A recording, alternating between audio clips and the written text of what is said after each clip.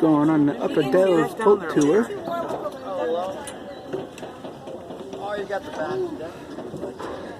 Currently at the dock.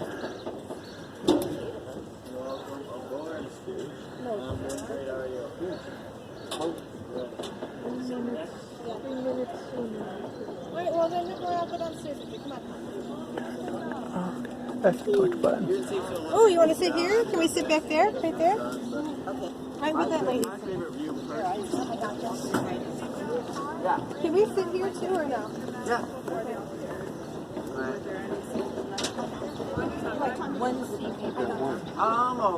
Well, depends how far you're going. The boat is rocking.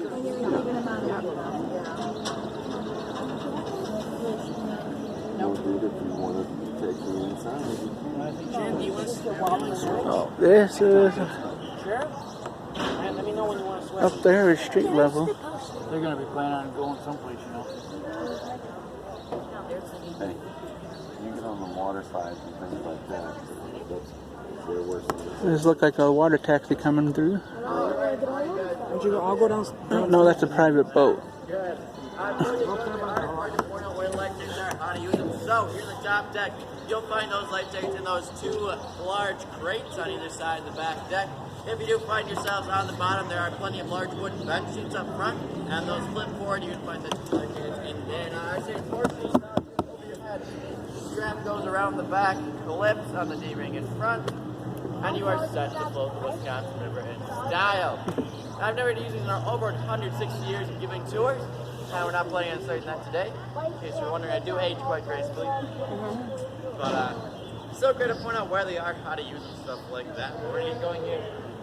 Get the all clear, and then enjoy the river.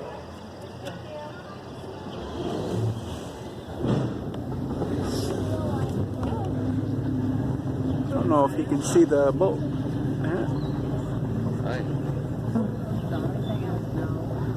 The engines have started.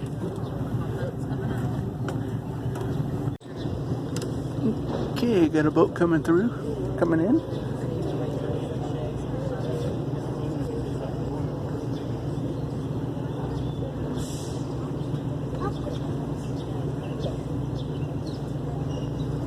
We're pulling away from the dock.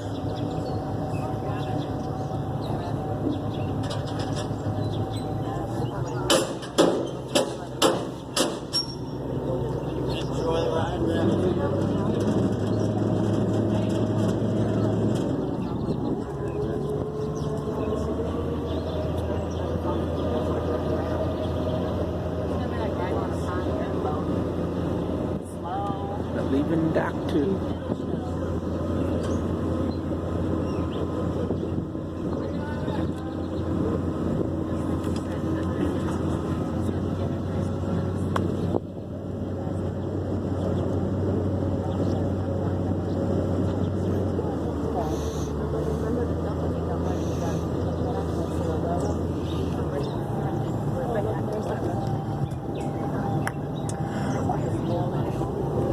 Alright, you guys, welcome aboard the Red Cloud. You've picked what I think is one of the most beautiful afternoons I've had out here so far on the river. So taking a boat ride out here. So welcome aboard the Red Cloud. Like I said, you are embarking on your 2-hour, 10-mile round trip of the scenic Upper Dells of the Wisconsin River. Now, before you're going here too far, I'd like to introduce myself. I'm your tour guide for the day. My name is Joe. I live just down the road in Reedsburg, Wisconsin. I just finished up my freshman year at the University of Wisconsin-Madison, where I'm studying finance. And I'm glad to be returning here for my second year out here on the boat tour. It's a pretty great job. Pretty fun spending my summers out here on the river. Before you're going too far here, though, I'd like to hand the mic over to your pilot for the day. That is Kaylee. Now, I do call her Courageous Kaylee, so you guys are in pretty good hands around here. So I'll hand the mic over to her and let you guys hear her introduction. And let her give you guys a few rules and regulations for our trip. Well, good afternoon, everyone, and welcome aboard the Red Cloud. As Joe said, my name is Kaylee. I will be your captain out here for today. Just a little bit about myself. This is my fifth year here at Dells Boat Tours. I've been a guide for 3 years, and then the last 2 years I've been driving these boats out here. But I am from Wisconsin, though, so if you guys have any questions about the rivers, the rocks, what there is to do in town, where to eat, anything like that, don't hesitate to ask. Well, we do have a few safety rules and regulations out here. Before we get going too far, just to keep everyone safe out here today. First of all, the life jackets, we pointed those out to you guys. Like we said, we've never had to use them before, and we don't plan on starting that today. Another thing is there is no smoking on board. We're sitting on top of 2 gasoline engines, so please no smoking. We do have 1 designated smoking area on this tour. That is at our first shore landing, the Witch's Gulch, and we'll be there about 45 minutes.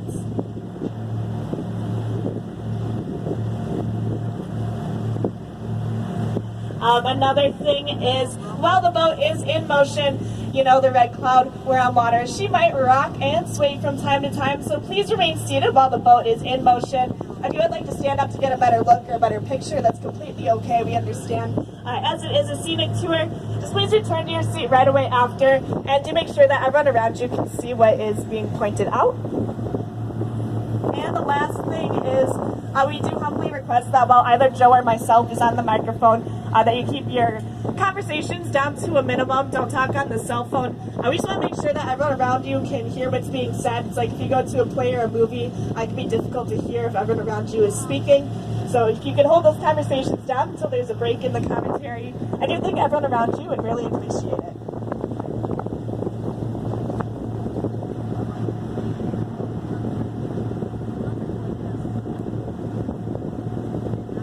Well, that is it for the rules and regulations. So I'll hand the mic back over to your lovely tour guide, Joe, for the day, and he'll take you on a tour of the beautiful Upper Hills. Once again, welcome aboard.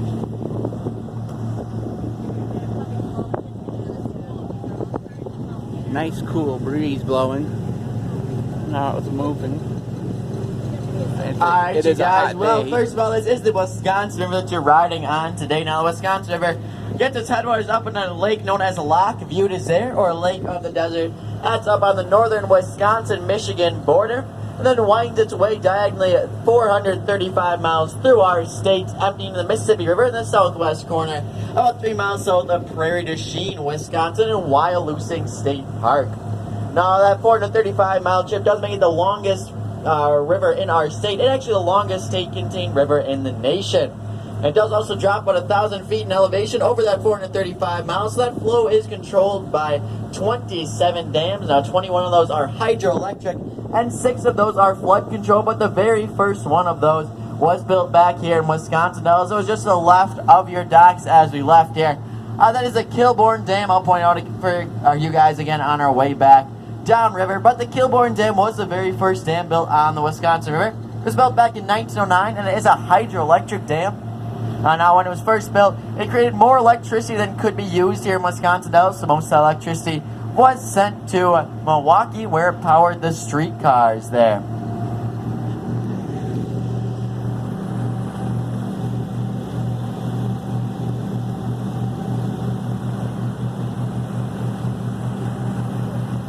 And now if you want to take a look on over to your right-hand side, look down at the water and note the color there.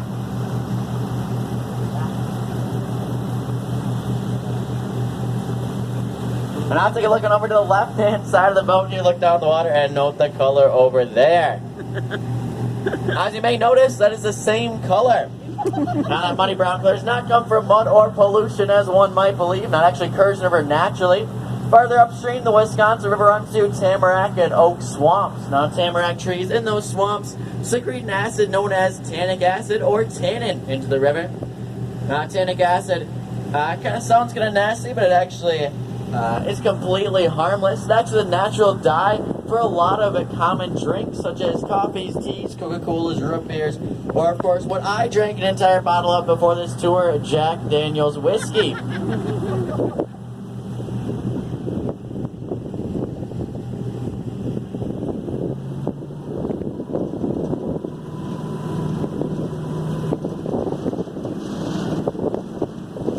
Speeding up. Look at that way.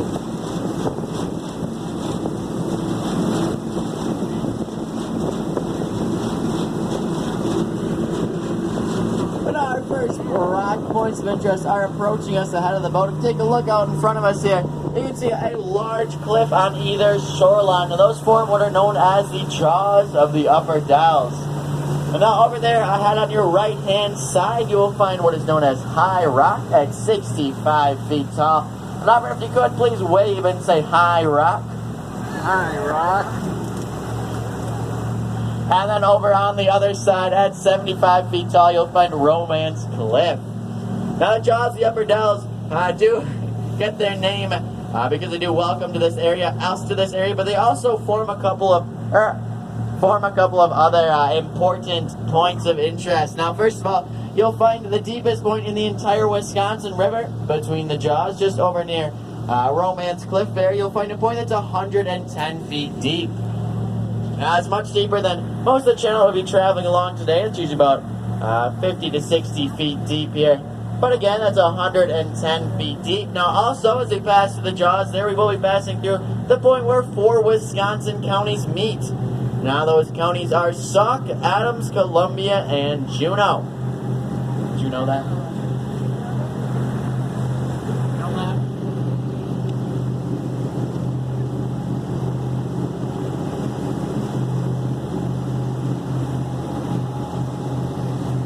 Now, as we pass by High Rock, take a look past along that right shoreline, follow it all the way up in front of the boat there. Now, coming into view just ahead of us, you'll see a rock formation sticking up that looks kind of like a stack of pancakes.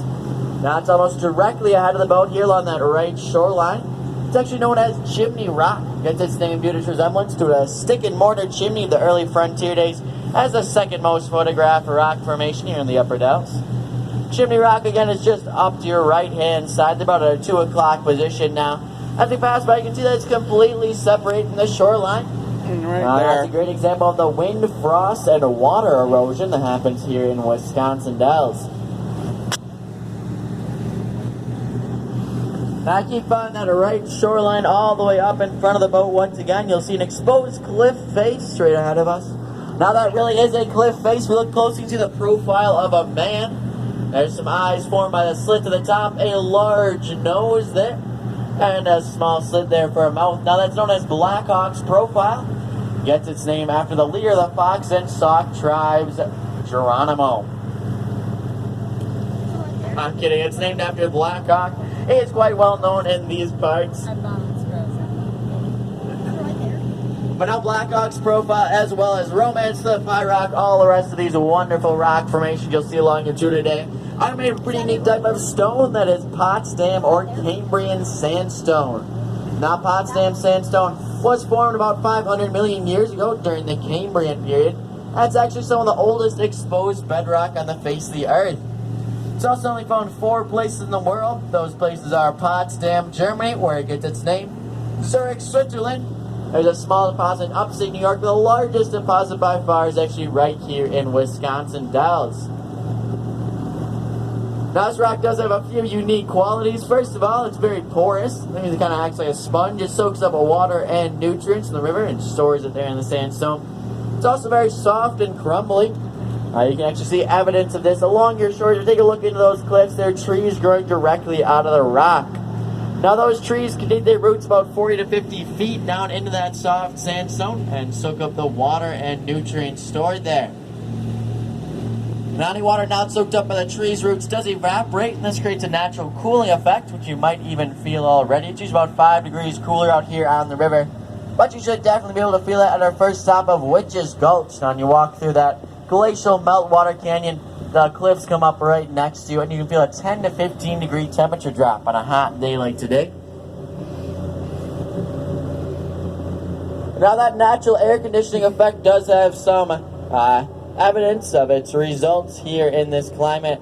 Now, there are trees along this river here that are pine trees with little lime green tips on the end of their leaves, or their pines. Their needles, that's the word I was looking for there. Now, those lime green tips do represent,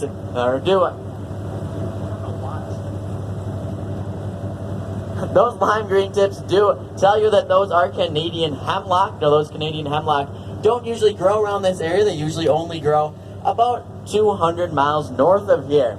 However, due to that air conditioning effect, they can grow here, and they are found here. So keep an eye out for those trees along our route today with those lime green tips.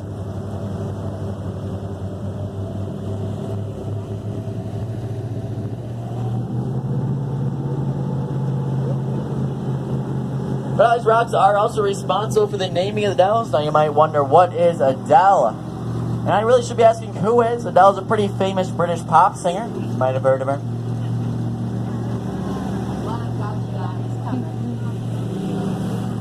Well, no, I am kidding, of course. No, Wisconsin Dells was a pretty unique name. Actually, originally, Wisconsin Dells was named Kilbourne City. Now, it was after its founder, Byron C. Kilbourne. But in 1938, that name was changed to Wisconsin Dells to reflect the beauty of the river. Now, Wisconsin comes from the Chippewa word mescousin, meaning deep, dark, rushing water. And Dells comes from the French word dalles, meaning flat or table-like layers of rock. So now when you put that together, deep, dark, rushing water through flat or table.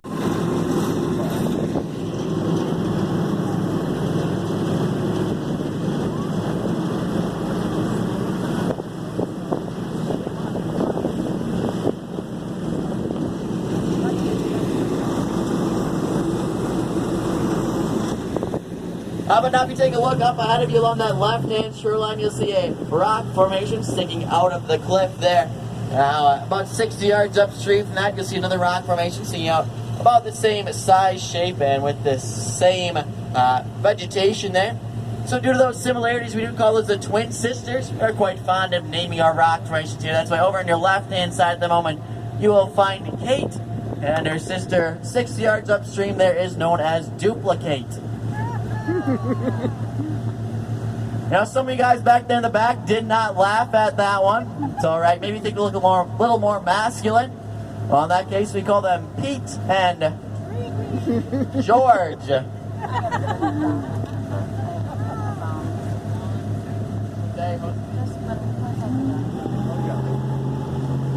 But up ahead along that right-hand shoreline, just past that slow no-wake buoy, you'll find a beautiful little inlet, as known as Chapel Gorge. Now when the land comes down to the water there, you can sometimes see deer, other wildlife stopping to get a drink. As you pass by, you'll notice Chapel Gorge is quite gorgeous. It actually was once described as gorgeous to me. But now Chapel Gorge was actually used as a destination location for many years by the boat tours. They used to hold weddings back there. Where that practice kind of faded in popularity as those weddings never seemed to work out. You know, makes sense though. You know what they say, a marriage that starts on the rocks, ends on the rocks. But now we are entering into the Narrows. It's a pretty famous part of the Wisconsin River. Now back before Wisconsin was known for its beer, brats, and cheese, people actually knew it for its lumber industry. So lumbering up north to spend those cold, harsh Wisconsin winters cutting down the northern pine.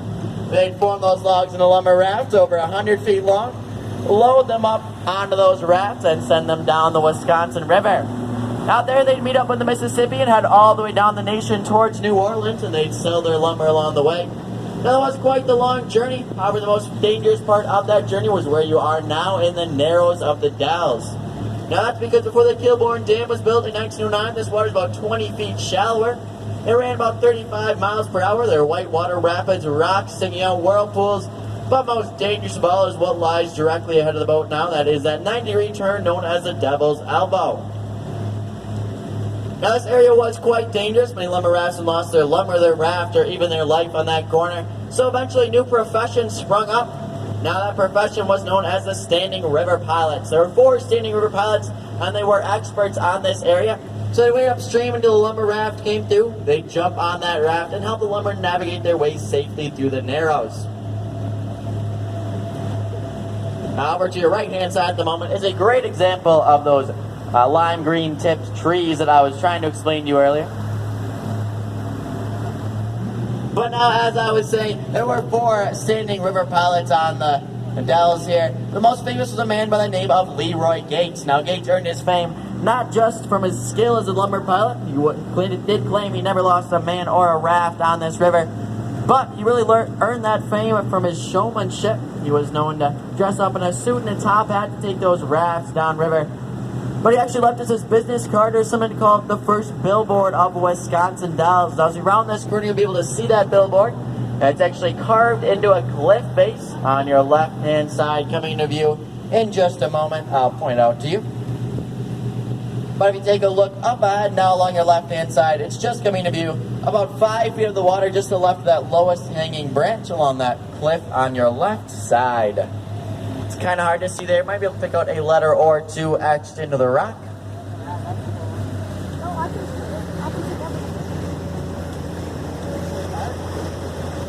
Now, time and weather have kind of worn away that inscription, but it does read Leroy Gates, Dells and River Pilot from 1849 to 58. Now, Leroy Gates was quite talented at his job, but he eventually lose that job as a standing river pilot. That's because the lumber industry moved over to the much safer railroad as a form of transportation. Now, Gates loved this river so much, he decided to stay here, however. He started giving tours of this beautiful area, founded a company he called the Dells Boat Tours. Now, it should sound familiar to you because those are the exact same Dells Boat Tours that you're riding on today. Now, back in Leroy's days, though, they looked a little different. You showed up to the docks, gave Leroy Gates 2 bits, and in return, he would give you 2 oars. Now, you then spent 8 or more hours rowing up and down the Wisconsin River while Gates sat there sipping lemonade and telling you all about the scenery.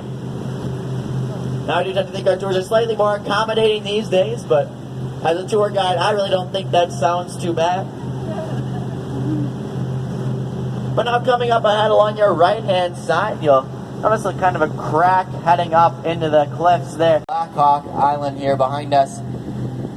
Take a look up ahead along the right-hand side once again. You can see a pair of concrete docks. Now, those docks actually lead to Coldwater Canyon. Coldwater Canyon used to be a 3rd stop along these boat tours. However, I did add an extra hour to these tours, making it about a 3-hour tour.